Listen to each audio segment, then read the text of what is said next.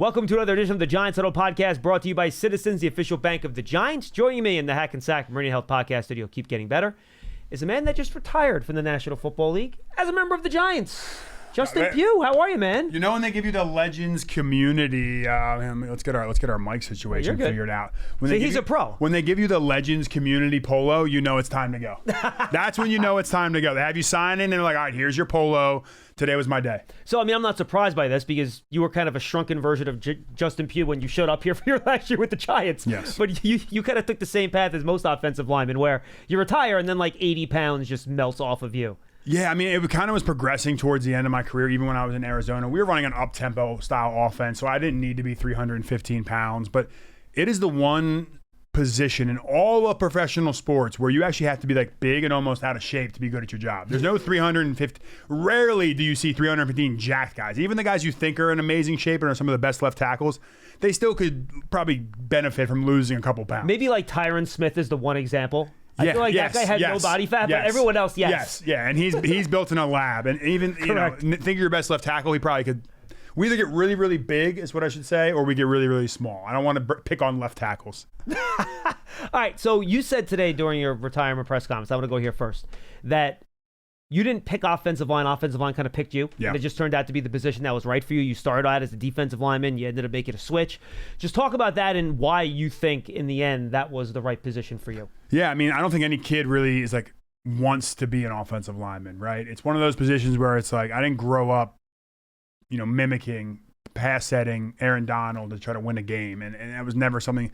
You always get you're only on TV when you have a holding penalty, and so for all those reasons. You didn't have that big William Roaf poster on your wall, no? You didn't have that, I did not. I did not. But what I did find out was like no one has a room like the offensive line room, and that's something that community and bringing the guys together is something that I always cherished, and it's something that I try to bring back and instill in this team. When I came back 2 years ago, it was like, hey, mandatory offensive line dinners.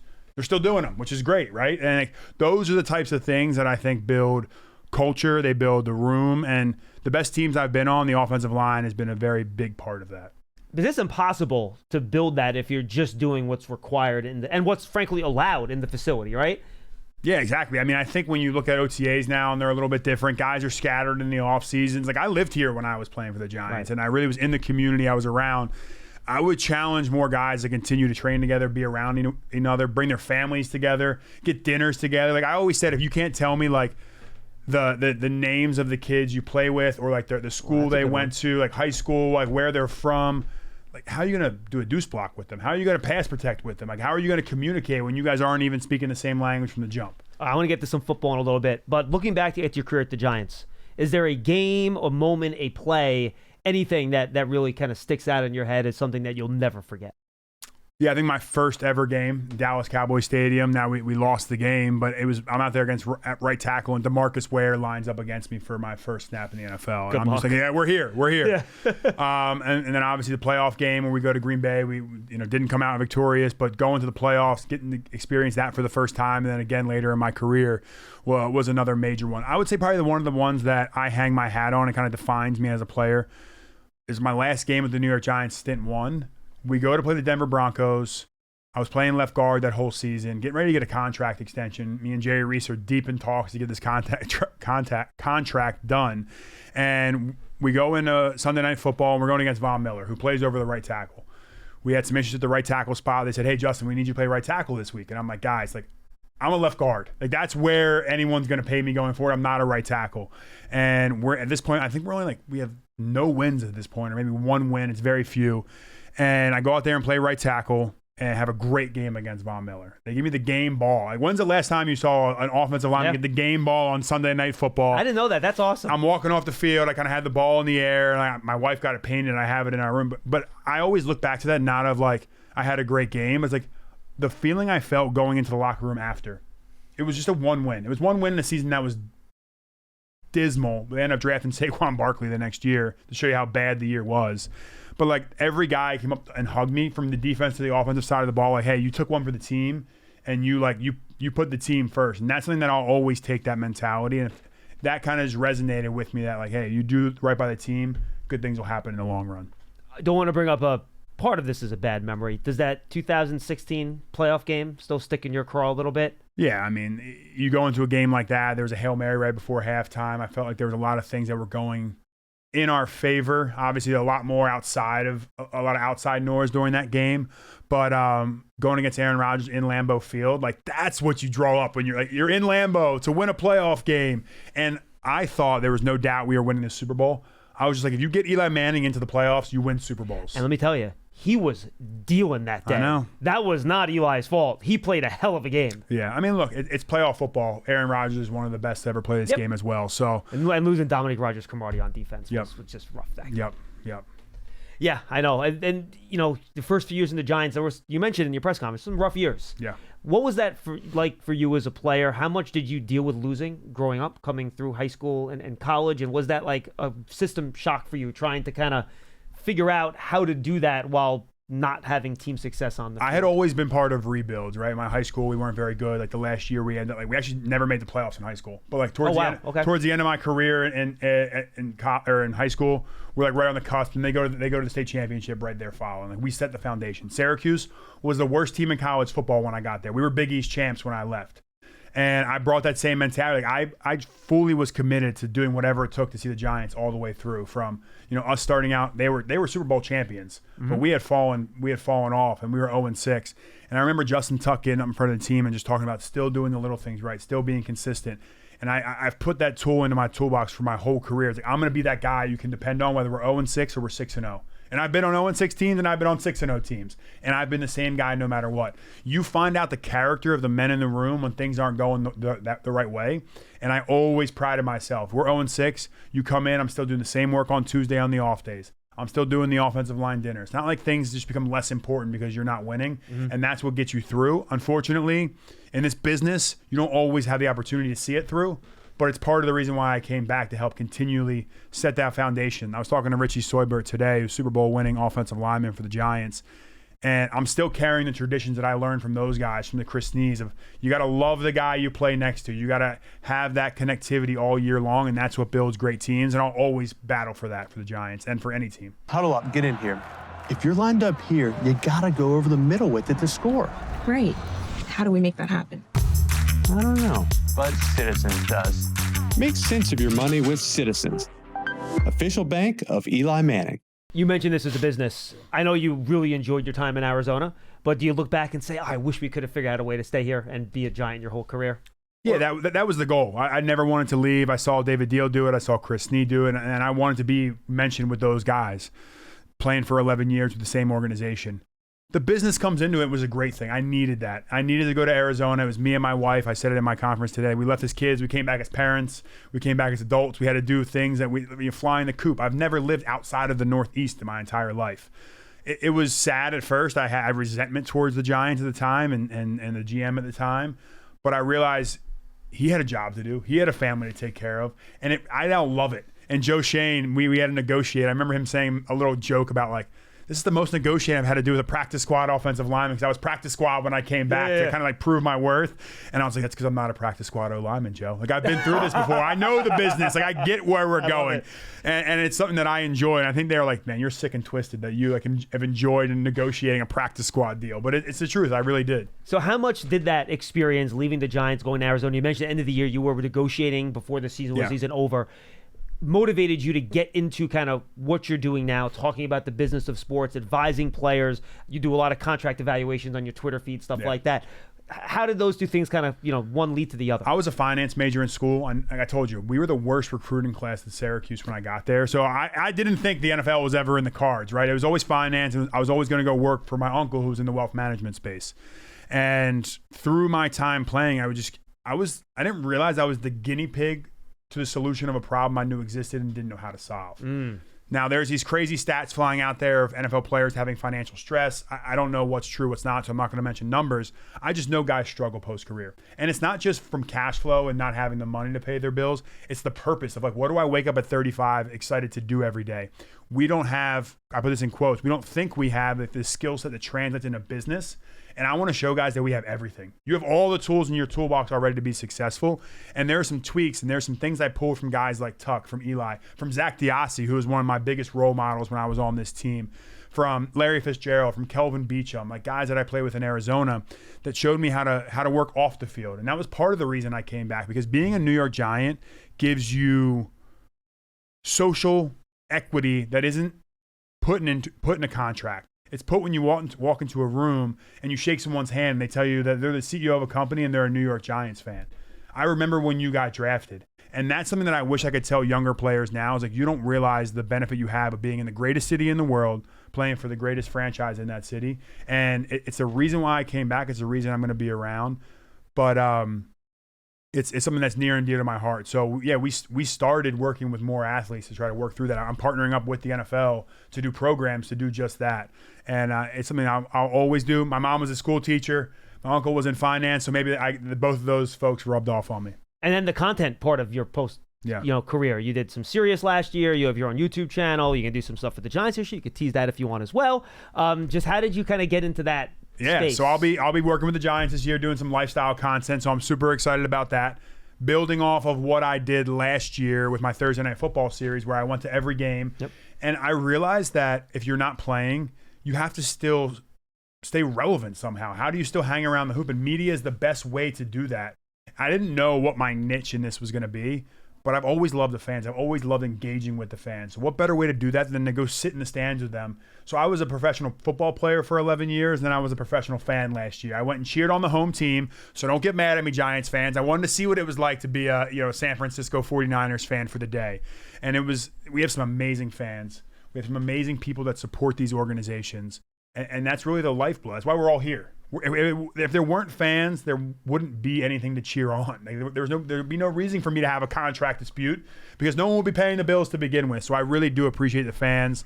I'm excited to go shine a light on all the great New York Giants fans out there. So stay tuned for that one. It is coming soon. What did you think? What have you learned about football that maybe you didn't know while you were playing, that now that you have more of a 20 to 30,000 foot view, even seeing the business side from a less biased perspective, as you're not the one in it, right? Yeah. And seeing it from a fan perspective. What have you learned about the game that maybe didn't quite click for you when you were a player? That people love to put everything aside and go support their team for those 4 hours. I don't care what drama's going on. I don't care, and you walk into a stadium, you have everyone from every walk of life. If we want to solve world issues, just have them all become the fans of the same team, right? Just have them all become a New York. At least if we're angry about one common thing, and that's something that I really learned to cherish, to kind of embody. Putting myself in those shoes, hey guys, I'm trying to escape for these 4 hours. I have something going on at home I don't want to worry about, or I'm dealing with drama at work, or whatever the case may be. But when I come here, I'm cheering on the New York Giants, and everything goes by the wayside. And that was something the Cleveland Browns probably were my biggest shining example of this. I went to the Browns-Steelers Thursday night game, snow game. Jameis Winston was the quarterback for that game. I remember that. And the fans were they didn't care the Browns had 2 or 3 wins and the season was a disaster. Yeah. They came together. They were hugging each other in the snow. And if that isn't a shining example of how great this game is, I don't know what is. So I feel like given the questions you got when you were here, I need to ask this to you one more time since we're in the building. Do you think your 33-inch arms might have a negative impact on your post-playing career? I think it's if you're going to do selfie, if you're doing selfie, but it may impact being able to put your arms around everybody and bring them in for. But I think this is the one profession where I'm going to be all right on that. And I always joke with my wife when I first met her. I said, "How long are your arms? I need to know how long your arms are." So we'll see. My daughter's got a good reach right now. In all seriousness, do you think eventually you kind of settled at a guard? Do you think that had anything to do with arm length or not? No, because I went out and tackled. It's really more of the mental ability to figure out how to play those different positions. I mean, I know guys that have super long arms that have gone into guard and had success, and I know guys with short arms that are some of the best. Who's the best left tackle in football right now? Right? I think I don't know there's some guys that have shorter arms. I think Rashawn Slater out. In San Zach Diego. Tom just got paid. He doesn't have long arms. He's been starting. So I think right now it's the offense you're in, the scheme you're in. If you could build a guy in a lab, of course you're going to have him have some longer arms. But this game we know is not built by players in labs. Just Tyron Smith, like we mentioned earlier. If you want to know how to manage 2 minutes of crunch time football, I'm your man. But if you're wondering about a long-term financial plan, you should talk to Citizens. Hey, I can also talk lawn care. I'd like to learn about a mowing routine. Yes, I knew I could help. Make sense of your money with Citizens. Absolutely. All right, let's talk some football here, Justin, Yeah. before we say goodbye. I know your family's waiting for you. What do you think of the Giants and the moves they made in the offseason? Bringing in veteran quarterback Russell Wilson. Give me your thoughts. I think this was an A+ offseason. I really do. And I would be skeptical. I've said things publicly before. I think it was an A+ offseason. I didn't want us to reach at 3 and try to do something that was mortgaging the future. And you go off your board for it, right? Yeah. Abdul Carter could have gone 2, could have gone 1 if someone had a quarterback, right? I think you get the best player in the draft. The defensive line has always been the scariest part about playing the New York Giants. Mm-hmm. The Philadelphia Eagles copied that playbook.